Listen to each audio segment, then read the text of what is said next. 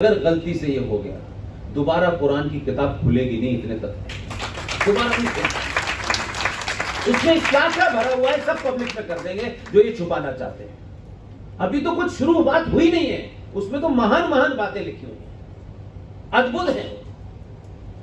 शिवलिंग शायद उनको उस नजर से देखते हैं क्योंकि उनकी समस्या जिस्म के इस हिस्से में है, कहीं और नहीं है, इसलिए उनको लिंग जो नजर आता है वो कहीं और है, लिहाजा वो वही सोचते हैं जो वो करते हैं। इसलिए कुरान के बारे में आप डर के मारे न बोले, जुडिशरी न बोले, कुरान में जो भी कुछ लिखा है उसको सार्वजनिक करते हैं।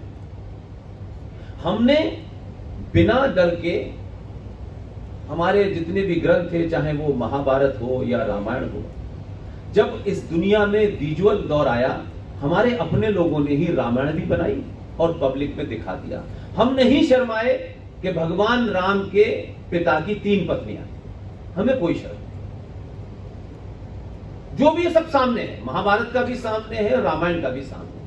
मैं बार बार हर जगह अपील करता हूं कि ए ईमानदार मक्कार मुसलमानों, तुम एक काम करो, ये जो हिंदू है बेचारा, इसको इस्लाम के बारे में नहीं पता, ये अरबी जानता नहीं, अरबी तुम ही पढ़ के आए हो, हमने तो पढ़ी नहीं है। जो भी कुछ है कुरान में, प्रॉफिट मोहम्मद की तीन बीवियां थी, 13 बीवियां थी, किसकी कितनी, जो उन्होंने महान परंपराएं स्थापित की है मोहम्मद साहब ने, उस पर सीरियल बना के लोगों को दिखा दो, ताकि हिंदू, क्योंकि आज के दौर में सीरियल देख के ही समझता है, वो समझ जाएगा, उसके बाद फिर कोई विवाद नहीं होगा। लेकिन जैसा भी तुम चाहते हो वो बनाओ, लेकिन वो बनाने की हिम्मत नहीं है। कि इनकी अजीब दास्तां है, कहते हैं कि मोहम्मद की कोई तस्वीर नहीं है। भाई चलो आप कह रहे हो, मान लेते हैं, उन्होंने तस्वीर के बारे में फरमाया क्या, कहते हैं कि उनकी कोई तस्वीर नहीं होगी। उन्होंने तो यहां तक फरमाया कि मेरी कब्र नहीं होगी, क्योंकि कब्र होगी तो लोग पूजने लगेंगे, तो उनकी तो कब्रें भी नहीं है, इसलिए इस्लाम में कब्र हराम है। लेकिन ये इतना विजनरी हिंदुस्तान का मुसलमान है कि कार्टून कहीं बना दो, फौरन पहचान लेते हैं। यही तो ये एक अजीब कंट्राडिक्शन है कि नहीं मेरे को?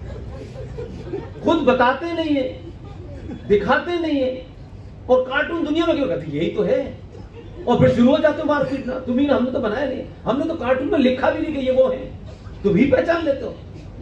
तो आप जिस दौर में रह रहे हैं, इस दौर में कोई आपको गाली दे के भाग जाए, कोई डरा के भाग जाए, ये थोड़ी देर के लिए हो सकता है।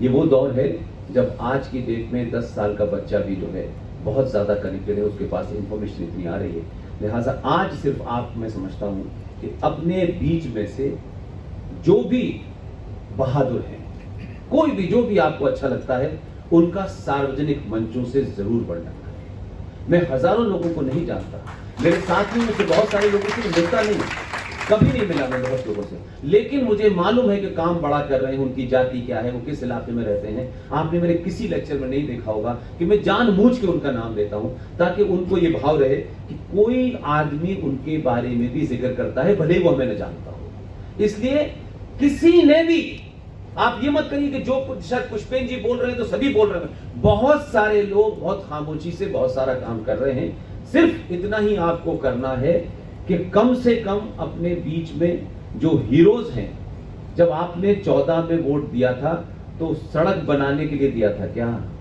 या गुजरात के विकास वीर सिंह चौहान को दिया था क्या? नहीं दिया था आपने इस देश में जिस भाषा में बात की जा रही थी, इशरत जहां जो कर रही थी, जो सोहराबुद्दीन कर रहा था,